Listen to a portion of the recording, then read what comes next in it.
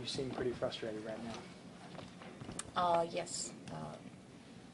Frustrated is not even a way to describe how I feel right now.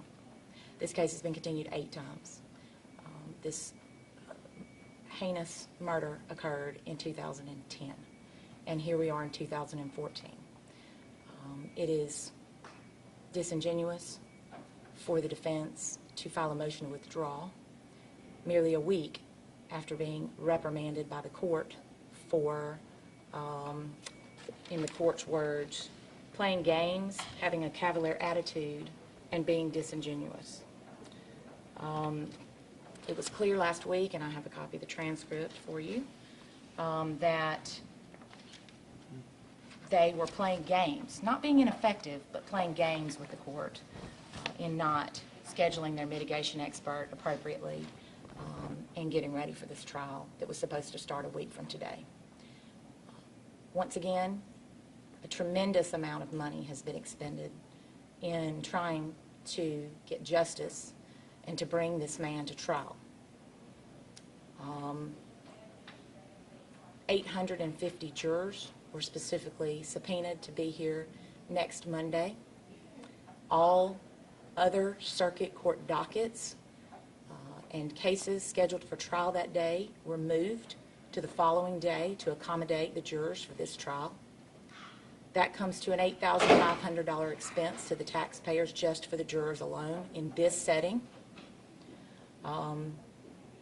And we basically are going to now have new defense counsel while we want the defendant to receive a fair trial and to be represented adequately and fairly. We're extremely upset by this continuance at the hands of defense counsel Jim Sears and Ashley Cameron. It's obvious both Jim Sears and Ashley Cameron have been playing games in this case. They knew exactly what they were doing, and it was their trial strategy. Realistically, what does it do to the timeline for a new, pair or however many defense comes on to start from scratch and to, try and wade in here to something that you've been preparing for years? Trial strategy for us doesn't change. I mean, for the defense. I mean, For how the realistically, defense, how long would it take for them to get up to speed to where a new, trial be possible? Well, we are very hopeful that the judge will appoint very seasoned, experienced attorneys who can jump right in and effectively represent their client so that we can hopefully get a trial this year. That is very plausible with very excellent seasoned attorneys representing the defendant. So we are hopeful that that will happen. That's why I asked the judge not to wait another week, but to reset this case for in the morning so that we can get moving and get this brought to trial. So hopefully tomorrow we will know that the defendant gets two new attorneys, and we move forward from here and we get a trial date so that we can notify all of our witnesses and move forward. It's important that this case goes to trial,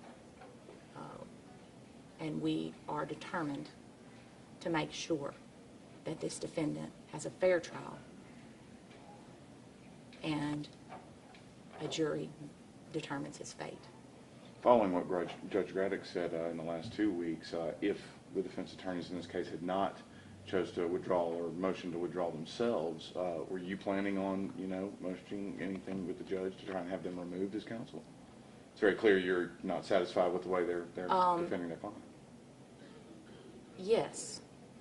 As you heard today, I made a request that the defense counsel not get paid for the work that they've done on this case based on the conduct that they have exhibited. And I think the public has a right to know how much they're billing the state of Alabama for their time and efforts on this case.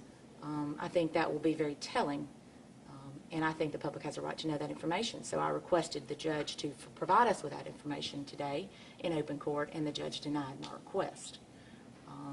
It just goes to further the amount of money that has been expended in this case, and I don't think they should get paid for the work that they have done on this case in light of the determination by the court that they've been playing games. You told the judge more than $10,000 had been expended in travel expenses, plane tickets. Can you be a little more specific? I mean, is it? Just this last continuance. Right.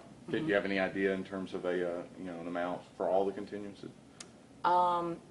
It's a very large amount. You had mentioned last year over $100,000. I mean, is that? Well, over $100,000 if we have to change venue, but the court ruled that we did not have to change venue. That's where that $100,000 came in.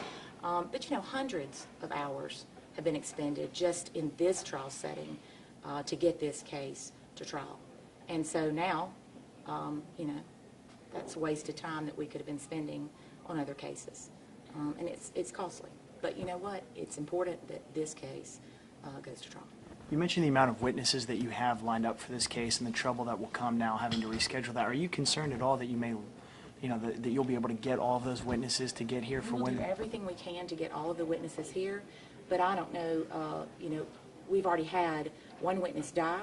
We have 2 witnesses that are in grave condition with terminal diseases that we've had to take depositions on in regards to this case. So yes, any delay in this case at this point is risky, and that's why we pushed and tried so hard to get this case tried next week. Even last week in open court, we asked the judge to determine whether or not the mitigation expert could work night and day and then over the course of the last week and then this week to get the case in a posture where it could be tried next week. But that was unable to be accomplished by the mitigation expert. So, even last Monday we were still trying to do everything in our power to make every effort to get this case tried next week. One of the points you mentioned about this whole, as you called it, a trial strategy by the defense is that it also could potentially taint the jury pool. Does that carry over? I didn't say that at all. Did you I not don't know say what that? you're I'm talking sorry. about, tainting the jury pool. I don't Okay. think, I didn't say that. Okay, I apologize. You have a co-defendant also that's waiting to go to trial after this goes, is that right?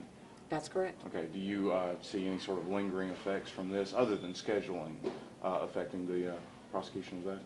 I don't at this time, but, there again, the defense in the co-defendant has not filed anything. We'll take that up if they do. Appreciate it. Okay.